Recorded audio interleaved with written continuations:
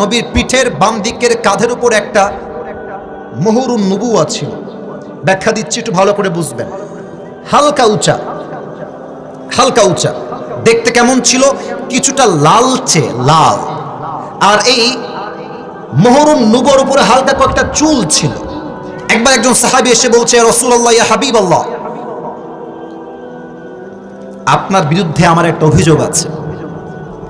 সাহাবা একরাম তো খেপে গেছে, আরে কত বড় সাহস, নবীর বিরুদ্ধে কমপ্লেইন করছে, কত বড় সাহস তা। ওমরে ফারুক উঠে গিয়েছে মারার জন্য, তোরে খাইছি আজকে বেটা, তোর সাহস তো কম না। নবীজি বলছে, ওমর বাস বাস, ওকে বলতে দাও, দাঁড়ান, কি বলবেন বলেন। বলছে, ইয়া রাসূলুল্লাহ, ইয়া হাবিবাল্লাহ,